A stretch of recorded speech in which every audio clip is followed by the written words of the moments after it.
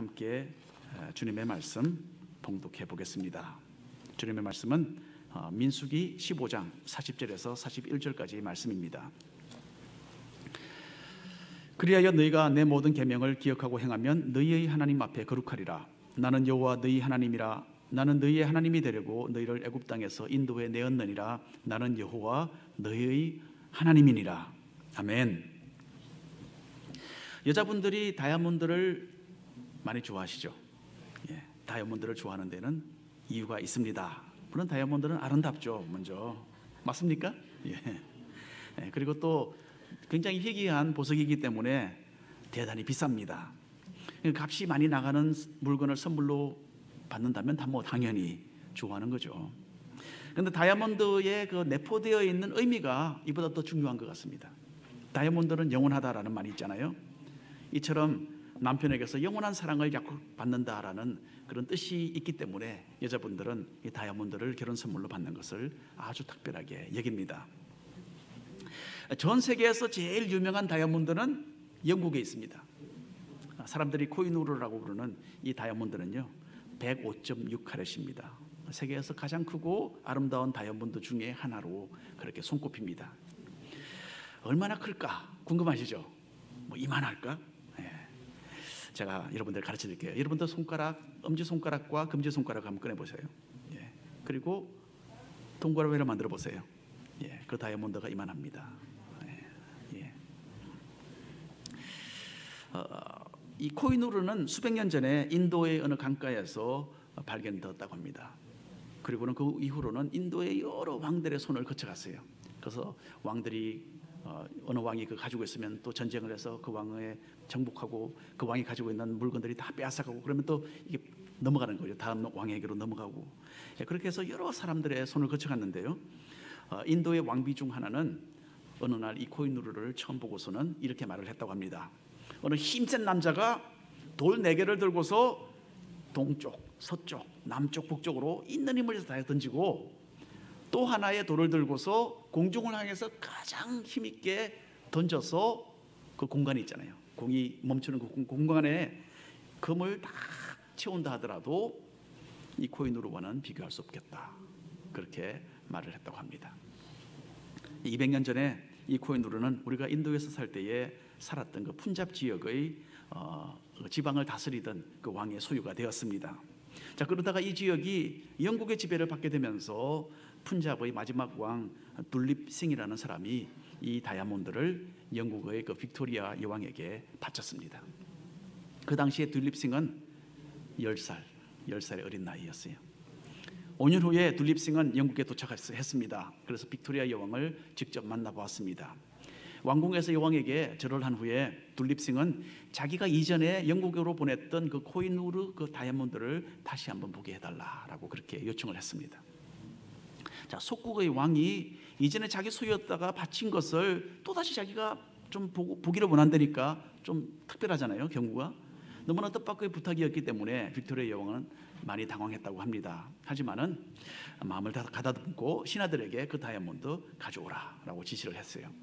얼마 후에 신하들은 그 코히누르를 가져와서 둘립신에게 건네 주었습니다. 그리고 모든 여왕과 모든 신하들과 여왕이 이 둘립싱이라는 사람이 코히누르를 가지고 무엇을 하려는가 궁금했겠죠. 그래서 큰 관심으로 지켜보고 있었습니다. 둘립싱은 두 손으로 정중하게 그 코히누르 다이아몬드를 받아서 창문가로 갔어요. 창문으로 가서 거기서 자세히 코히누르를 여러 면으로 돌려서 보면서 한동안 아무 말도 못하고 그냥 그대로 서 있었다고 합니다. 그래서 영국 여왕 그리고 모든 신하들이 숨을 죽이고 지켜보는 가운데서 둘립싱은 두 손으로 그 보석을 모셔서 들고서 천천히 빅토리아 여왕에게로 왔습니다. 여왕의 발 앞에서 무릎을 꿇고 둘립싱은 그 코히누르를 여왕에게 다시 바쳤어요. 그리고는 이렇게 말을 했다고 합니다. 여왕님, 이전에 제가 이 보석을 넘겨드렸을 때는 너무 어려서 제가 무엇을 또 왜 했는지도 모르고 그냥 그렇게 했습니다. 하지만 이제는 나는 모든 것을 충분하게 이해하는 가운데서 이 보석을 여왕님에게 다시 바칩니다. 이 보석에 나의 모든 힘과 마음과 사랑과 감사를 담아서 영원토록 여왕님께 드립니다. 그렇게 말을 했다고 합니다. 그리고는 그 후 둘립싱은 평생을 영국에서 살면서 빅토리아 여왕의 엄청난 총애를 받았다고 합니다. 자, 민수기 15장은 우리가 어떤 마음으로 하나님을 섬겨야 하는지를 참으로 잘 보여주고 있어요. 일상생활 가운데서 우리가 주님을 예배하고 그 명령을 따라야 하는 것은 이 여호와 하나님께서 우리의 왕이 되시고 우리는 그분의 거룩한 백성이기 때문에 그렇습니다. 거룩한 하나님의 백성으로서 온 마음과 힘과 뜻을 다하여서 주님 섬기는 삶에 대하여 한번 깊이 느껴보시고 헌신하는 이 시간 되시기를 간절히 바랍니다. 먼저 민수기 15장에서 우리는 하나님께 드리는 예배가 어떤 것인지를 보게 됩니다. 민수기 14장은 참으로 슬픈 장면이었죠. 지난주에 우리가 보았습니다. 이스라엘 백성들이 하나님의 인도하심을 의심하고 참 어리석게도 원망하면서 이 가나안 땅 들어가기를 거절했어요.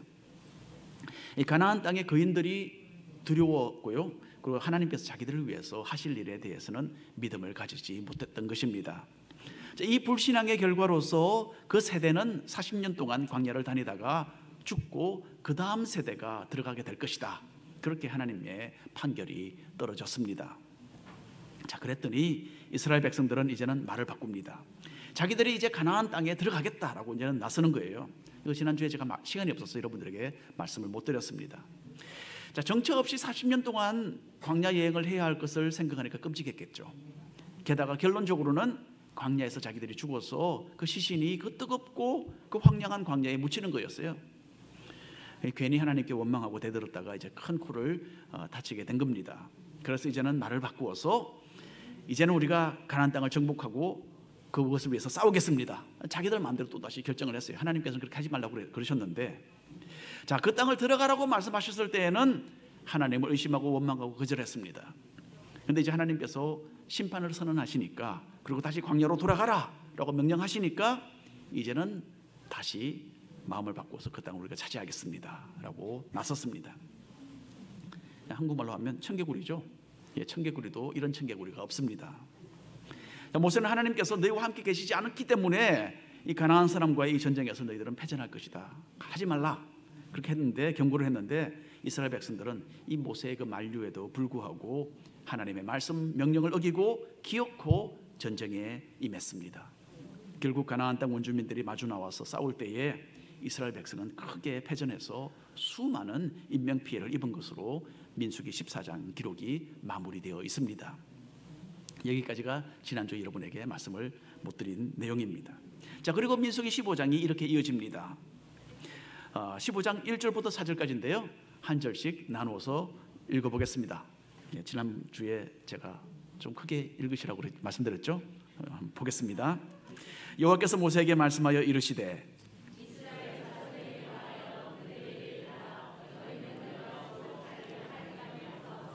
여호와께 화제나 번제나 소원을 갚는 제사나 낙헌 제나 정한 절기제에 소나 양을 여호와께 향기롭게 드릴 때에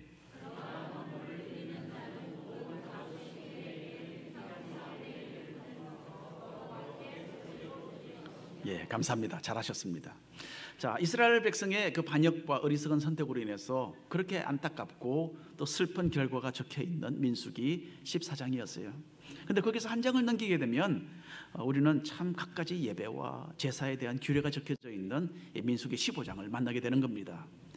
갑자기 왜 이렇게 어울리지 않는 내용이 바로 그 다음에 곧바로 연결되어 나오는가, 그런 기분이 들지 않습니까? 하지만 이것은 표면적인 느낌일 뿐입니다. 불신앙과 배역 그리고 그에 따른 심판으로 최악의 상황에 이르렀을 때에 하나님께서는 이스라엘 백성에게 은혜의 말씀을 들려주시는 것입니다. 비록 애굽을 나온 그 첫 세대는 하나님을 믿지 않아서 심판을 받게 되었지만은 하나님의 그 신실하신 언약은 그 다음 세대를 통해서 이루어질 것을 주님은 선포하신 것입니다. 이것은 하나님의 참 은혜로우신 그 성품을 다시 한번 보여주는 좋은 예라고 할 수 있습니다. 자, 하나님께서는 20세 미만의 젊은 세대들을 결국 이 가나안 땅으로 이끌어서 그 땅을 차지하게 하실 그 계획을 완벽하게 세우고 계셨어요. 이 일이 너무나 분명하게 이루어질 것이라는 그 의미로서 하나님은 미래를 향한 그 소망을 여기에 제시해 주고 계시는 것입니다.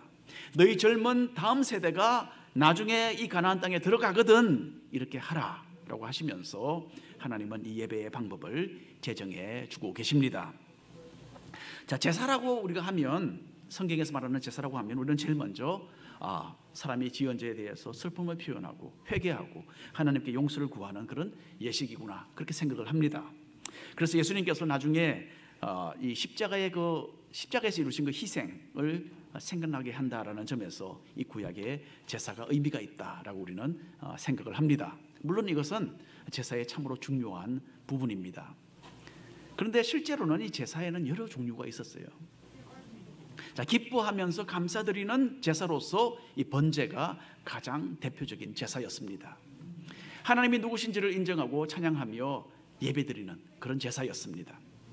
그 번제를 드릴 때에 사람들은 하나님의 사랑과 주님이 베푸시는 그 은혜를 기억하면서 주님께 그 기쁨을 표현하고자 했던 것입니다. 그리고 또 어떤 절기를 맞이하여서 함께 모여서 사람들이 대규모의 식사를 나누면서 드리는 그런 또 제사도 있었어요. 오늘 읽은 민수기 15장 첫 부분의 제사는 모두 이런 이 기쁨의 제사를 말합니다. 가나안 땅에 들어가서 정착하게 되면 하나님의 그 선하신 성품에 대한 그 기쁨과 감사를 표현하기 위해서 이런 제사를 드릴 수 있다라고 주님은 가르쳐 주고 계십니다. 자, 제사를 드릴 때는 물론 소나 양이나 비둘기나 잡아서 제단 위에 놓고 불로 태워서 드렸습니다. 그런데 또 어떤 고운 가루로 태워서 제사로 드리기도 했어요. 여기서 말하는 이 고운 가루라는 것은요, 보통 사람들이 먹는 것보다는 월등하게 품질이 높은 것을 말합니다. 왕의 식탁에 올라가는 빵은 아무래도 다르겠죠. 왕의 식탁에 올라가는 빵을 이런 고운 가루로 만들었습니다. 여기서는 하나님께 이런 최고의 품질로 드리는 것이 마땅하다, 그렇게 표현이 되어 있습니다. 단테라는 시인이 있었죠. 지금부터 한 700년 전에 이태리에 살았던 이태리 사람 시인입니다. 자, 하나님께 대한 깊은 신앙을 기반으로 해서 사회에 참 엄청난 영향력을 주는 그런 작품들을 많이 써내었습니다. 하루는 단테가 교회에서 예배를 드릴 때에 이렇게 예배를 드릴 때에 하나님께 대한 깊은 묵상에 빠졌다고 합니다. 그 당시의 예배는 형식적인 요소가 많았다고 합니다. 요즘도 지금도 우리 예배도 형식이 있기는 있죠. 그런데 그때는 어느 부분에 가서는 예배자들이 무릎을 꿇고 앉는 그런 순서가 있었다고 합니다. 자, 그런데 단테는 눈을 감고 하나님을 묵상하고 주님께 집중을 하다가 그만 다른 사람들과 함께 무릎을 꿇는 그 순서를 놓쳐버리고 말았다고 합니다.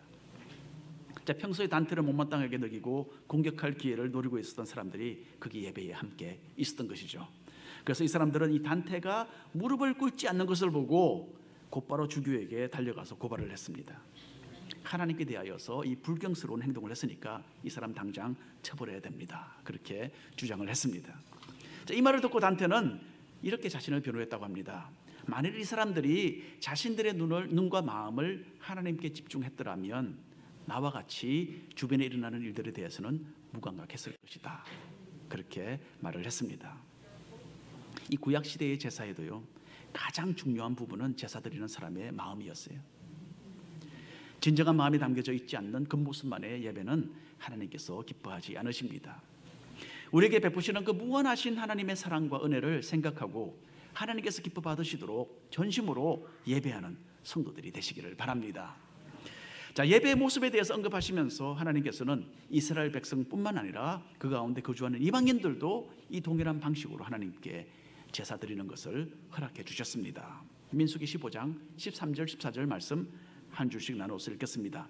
누구든지 본토 소생이 여호와께 향기로운 화제를 드릴 때에는 이 법대로 할 것이요,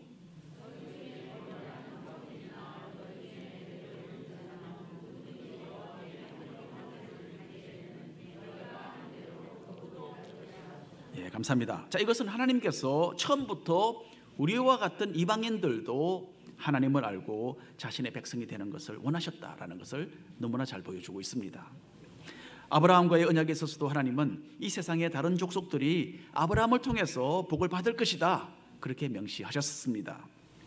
이스라엘 백성들이 하나님께 제사를 드리는 것을 보면서 그 가운데 섞여 살던 이방인들도 이 하나님께 향한 그 갈망을 느끼게 된 것입니다. 그 자기들도 이 참되신 하나님을 섬기고 그런 예배를 드리고 싶은 마음을 품게 된 것이죠. 마찬가지로 우리가 하나님의 백성으로서 생활 속에서 올바른 모습으로 예배하는 삶을 살 때에 우리 주변에 있는 사람들이 하나님을 알고 싶어하는 그런 마음을 가지게 된다라는 의미가 되겠습니다. 계속해서 민수기 15장 18절 이하 말씀을 읽어드립니다. 이스라엘 자손에게 말하여 이르라. 너희는 내가 인도하는 땅에 들어가거든 그 땅의 양식을 먹을 때에 여호와께 거제를 드리되 너희의 처음 익은 곡식 가루떡을 거제로 타작마당의 거제같이 드리라 라고 합니다. 자, 제가 어릴 때에 아마 초등학교 한 5학년 정도 되었던 것 같습니다. 한국에서 어머님 심부름으로 아침거리를 위해서 몇 가지 사러 이른 아침에 동네 쌀가게를 갔던 적이 있습니다. 아마 6시 이전이었던 것 같아요. 그러니까 물건을 사려고 제가 갔는데 제가 첫 손님이었어요. 그래서 몇 가지 물건을 사고는 이제 돈을 지불해야 되잖아요. 근데 저희 어머니께서 주신 돈이 액수가 좀 많은 그런 지폐였어요. 얼마짜리였는지 기억이 안 나는데 그걸 드렸더니 그 주인 할아버지가 그 손을 한 손에 딱 놓고는 침을 뱉어요. 침을 탁 뱉고는 그 다음에 다른 손으로 철썩 이렇게 내리치는 겁니다. 무슨 뜻이겠습니까? 하루 종일 재수가 좋아서 이렇게 돈을 많이 벌었으면 좋겠다. 그런 이 마음의 표현이었겠죠. 그렇죠? 자, 그런데 하나님께 드리는 이 처음 익은 곡식으로 만든 떡은 전혀 그런 목적에 의한 것이 아니었어요. 여기서 말하는 이 곡식 가루는 아리사라고 해서요, 일반 사람들이 먹는 낮은 품질의 가루였습니다.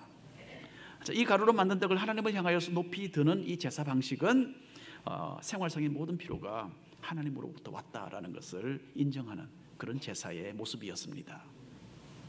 우리도 이런 여러 다양한 감사와 기쁨의 제사를 얼마든지 드릴 수 있습니다. 물론 지금은 이런 구약의 형식을 따라 제사를 드리는 것이 아니죠. 신령과 진리로 예배를 드리는 그런 시대가 되었습니다. 자, 우리는 하나님께 대한 올바른 이해를 가지고 우리를 구원하셔서 영원한 천국으로 인도하시는 하나님께 기쁜 찬양과 온 마음을 다해서 예배를 드립니다. 그리고 하나님의 백성으로서 현재 누리고 있는 그런 환경과 우리의 가진 모든 것이 하나님께서 내려주신 선물임을 인정하는 우리의 예배 주님께서 기뻐 받으시는 줄로 믿습니다. 두 번째로 이 민수기 15장에는 죄사함의 은혜에 대해서, 죄사함의 제사에 대해서도 이야기합니다. 하나님께 드리는 그 기쁨의 그 감사의 제사로서 우리가 어떻게 예배를 드려야 하는지 앞부분에서 민수기 15장에서 언급했습니다. 이제 후반부에 와서 죄사함을 위한 제사에 대하여 하나님께서 말씀하십니다. 민수기 15장 24절 말씀을 한 목소리로 읽어보겠습니다. 회중이 부지 중에 범죄하였거든 온 회중은 수송아지 한 마리를 여호와께 향기로운 화제로 드리고 규례대로 소제와 전제를 드리고 수염소 한 마리를 속죄제로 드릴 것이라. 자, 민수기 15장에서 죄는 두 가지로 나눠집니다. 그래서 처음에 보면 여기 보면 부지 중에 범죄하였거는 이라는 말이 나오죠. 이 부지 중에 범하는 죄와 고의로 범하는 죄, 이 두 가지로 나눕니다. 부지 중에 짓는 죄는 제사를 통해서 용서를 받을 수 있습니다. 하지만은 고의로 범하는 죄는 용서받지 못한다. 그렇게 기록이 되어 있습니다. 자, 먼저 이 부지 중에 짓는 죄는 금방 듣기에는 죄인 줄도 모르고 그냥 실수로 짓는 죄를 말하는 것 같이 들리죠. 가령 말해서 불법인 줄도 몰랐는데 나중에 알고 보니까 그것이 법을 어긴 그런 행동으로 나타나는 겁니다. 제가 한 번은 이 카카오코 파크 근처에 길가에 주차를 했던 적이 있어요. 제가 주차했던 그 바로 앞에는 주차 공간이 길바닥에 이렇게 그려져 있었습니다. 그리고 그 옆에 미트기가 있었어요. 그리고 이제 주차해서 사람들이 미트기에 동전을 넣는 거죠. 그런데 거기는 이미 다른 차가 주차를 했습니다. 저는 그래서 그 뒤에 차를 댔죠. 거기에는 뭐 주차하면 안 된다라는 표시판도 없었고요. 또 왜 그 길가에 주차하면 안 된다라는 그 특별한 색깔의 페인트가 칠해져 있잖아요. 그것도 없었어요. 그냥 보통 길이었습니다. 그리고 어디를 봐도 주차할 수 없다라는 그 표시판이 없었습니다. 괜찮을 것으로 생각을 하고 주차를 했는데 나중에 와 보니까 앞 유리창 앞 위에 파킹 티켓 하나가 저를 기다리고 있는 거예요. 자, 내가 도대체 무슨 법을 어겼을까? 라고 제가 열어봤어요. 자세히 보니까 그려져 있는 주차 공간 바깥에 차를 세웠다라는 그런 내용이었어요. 저로서는 분명히 제가 제대로 주차를 한 것으로 생각을 했는데 경찰은 다른 기준을 가지고 있었던 것입니다. 그래서 부지 중에 죄를 범한 것은 뭐 이런 경우가 아닐까 흔히 우리가 생각을 할 수 있습니다. 그런데 오늘 우리가 본문을 잘 읽어보면 그 의미가 조금 다른 데 있다는 것을 우리가 알 수 있습니다. 부지 중에 짓는 죄는 이렇게 설명이 되어 있어요. 22절과 23절을 보면 한 목소리 읽어보겠습니다. 너희가 그릇 범죄하여 여호와가 모세에게 말씀하신 이 모든 명령을 지키지 못하되 곧 여호와께서 모세를 통하여 너희에게 명령한 모든 것을 여호와께서 명령한 날 이후부터 너희 대대에 지키지 못하여. 자, 하나님께서 모세를 통해서 말씀하신 이 모든 명령이 이 부지 중에 지을 수 있는 죄의 제목이죠. 그러니까 이 죄는 하나님의 말씀에 명시된 것 중에 어느 것이라도 범할 때에 해당되는 그 일반적인 죄를 말하고 있습니다. 부지 중에 짓는 죄는 제사를 통해서 하나님께 용서를 받을 수 있었어요. 도둑질을 하거나 거짓 증언을 하거나 음란의 죄, 이 모두 용서받을 수 있는 부지 중에 범하는 죄에 포함이 되어 있었어요. 누가 부지 중에 음란을 하겠습니까? 누가 부지 중에 정말 거짓 증언을 하겠습니까? 그러니까 우리가 생각하는 그런 의미가 아니다는 거죠. 다윗의 경우를 한번 생각해 보십시오. 다윗은 정말 계획적으로 간음을 했죠. 그리고 참으로 계획적으로 바세바의 남편 우리아를 살해했습니다. 그래도 하나님께서 용서해 주셨어요. 성경에 기록된 여러 다양한 죄가 이렇게 하나님의 용서가 가능한 부지 중에 짓는 죄의 그 범주 안에 속했습니다. 따라서 여기서 부지 중이라는 말은 사람이 어리석고 미련해서 그리고 무지해서 짓는 죄라고 보는 것이 타당하죠. 실수로 짓는 게 아니고 그것도 포함해서 그러나 무지해서 사람이 무지해서 더 알지 못해서 짓는 죄를 말합니다. 하다못해 예수님을 십자가에 못 박는 것도 이런 죄의 부지 중에 범하는 죄에 해당이 되었습니다. 한번 읽어보시겠습니다. 누가복음 23장에 있는 말씀인데요, 함께 읽어보겠습니다. 이에 예수께서 이르시되 아버지 저들을 사하여 주옵소서 자기들이 하는 것을 알지 못함이니이다 하시더라. 예수님이 하신 말씀이에요. 뭐라고 하셨습니까? 자기들이 하는 일을 알지 못한다. 그 사람들이 예수님을 어떤 한 사람을 죽이고 있다는 것 몰랐겠습니까? 알았죠. 이전에도 여러 번 그렇게 했습니다. 하지만 이 사람들은 부주 중에 또는 실수로 예수를 죽인 것은 아니지만은 인간의 무지함으로 인해서 예수님이 누구신지 알지 못하는 그런 가운데서 죄를 지었던 것이죠. 그렇기 때문에 용서받을 수 있었습니다.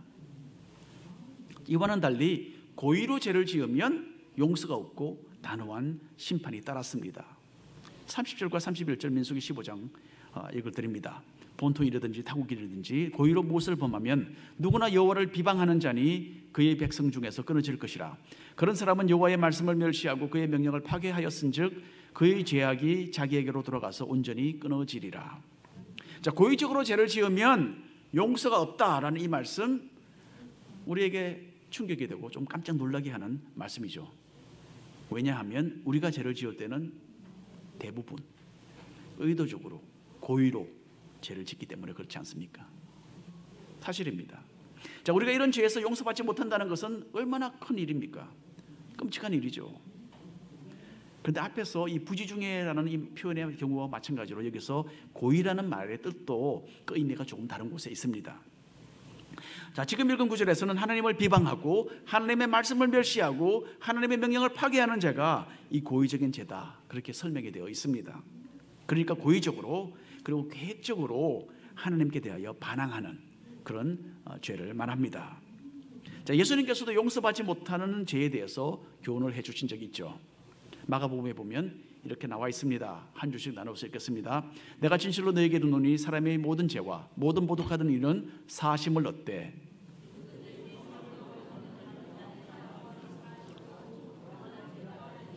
함께 읽겠습니다. 이런 그들이 말하기를 더러운 귀신이 들렸다 함이러라. 자, 바리새인들은 예수님께서 하나님의 능력으로 병을 고치시고 귀신을 쫓아내시는 것을 뻔히 알았습니다. 하나님의 능력이 아니면 이렇게 할 수 없다는 걸 알았어요. 그러면서도 그 사실을 인정하고 받아들이지 않았습니다. 그리고 도리어 예수님께서 악령에 사로잡혀서 이런 일을 하고 있다, 그렇게 악한 말로 퍼뜨렸습니다. 자, 이렇게 하나님을 알면서도 정면적으로 도전하고 비방하고 반항하기로 작정하는 죄가 바로 이 용서받지 못하는 하나님께 대한 고의적인 죄라는 그 의미가 되겠습니다. 간혹 가다가 성도님들이 저를 찾아와서 고민하면서 물어보는 경우가 있어요. 제가 과거에 이러이러한 잘못을 했는데 하나님께 용서받지 못하는 죄를 지은 것은 아닌가요? 예, 얼마나 고민되면 그렇게 질문을 하겠습니까? 그런데 여러분, 여기에 대한 대답은 그리 어려운 게 아닙니다. 이런 질문을 한다는 그 자체가 성령의 역사로서 하나님을 경외하는 마음을 그 속에 지니고 있다라는 증거가 되지 않겠습니까? 고의로 하나님께 범죄해서 성령을 모독하는 사람은 완전히 그리고 끝까지 하나님께 반항하고 등을 돌리는 그런 사람을 가리키는 것입니다. 그래서 나약하고 무지해서 짓는 죄가 있고 하나님께 고의적으로 대항하는 그런 용서받지 못할 죄도 있습니다. 사도 바울은 스스로가 또 이렇게 고백을 한 적이 있습니다. 디모데전서에 보면 내가 전에는 비방자요 박해자요 폭행자였으나 도리어 긍휼을 입은 것은 내가 믿지 아니할 때에 알지 못하고 행하였습니다. 우리 주의 은혜가 그리스도 예수 안에 있는 믿음과 사랑과 함께 넘치도록 풍성하였도다. 하나님의 백성으로서 늘 죄를 멀리하시기를 바랍니다. 그리고 우리 각자에게 이 죄사함의 은혜를 넘치도록 베풀어 주시는 하나님의 그 크신 사랑에 감사와 찬양 드리시는 거룩한 백성 되기를 바랍니다. 마지막으로 하나님의 그 거룩한 백성은 순종하는 백성입니다. 하나님께 드리는 기쁨의 예배, 죄사함의 은혜에 감사하는 찬양 다 좋죠. 하지만 그 안에 하나님을 순종하려는 마음이 없다면 그 무슨 의미가 있겠습니까? 하나님의 백성과 이 세상의 백성을 판가름하는 가시적인 다림줄이 있다면 그것은 순종입니다.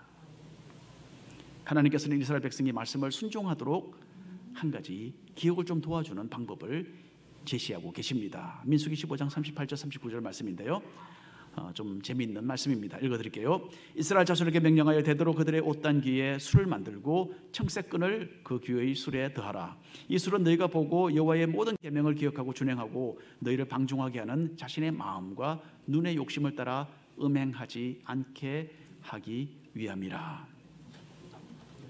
자, 옷자락 끝에 청색끈을 달아서 그것을 보고 하나님의 말씀을 기억하는 도구로 삼으라 라고 주님은 말씀하십니다. 우리에게는 이런 우리의 기억을 좀 되살려야 하는 그런 필요가 있잖아요. 하나님의 말씀에 대해서. 그래서 육체의 그 모든 마음과 육체의 그 갖가지 욕심을 추구하지 않고 하나님의 백성답게 살아서 이 복된 길을 걸어가야 한다. 주님께서 여기서 교훈하고 계십니다. 마지막으로 우리가 오늘 본문 말씀이 되는 40절과 41절 말씀 한 목소리로 읽어보겠습니다. 그리하여 너희가 내 모든 계명을 기억하고 행하면 너희의 하나님 앞에 거룩하리라. 나는 여호와 너희의 하나님이라. 나는 너희의 하나님이 되려고 너희를 애굽 땅에서 인도해 내었느니라. 나는 여호와 너희의 하나님이니라. 내가 너희의 하나님이다. 내가 나를 따라와야 한다. 내가 너희를 축복하려고 이렇게 인도해 내었다. 하나님께서 왕 되신 하나님께서 자기의 백성에게 하시는 말씀입니다. 그래서 이 거룩하신 하나님을 닮아서 이 거룩한 삶을 향하여 순종하며 나가는 것이 하나님의 거룩한 백성의 참된 모습입니다. 그래서 하나님의 사랑을 알아서 기쁨으로 예배하고 엄청난 우리의 범죄에도 불구하고 죄사함의 은혜를 베푸시는 주님께 감사드리는 사람들이 되시기를 바랍니다.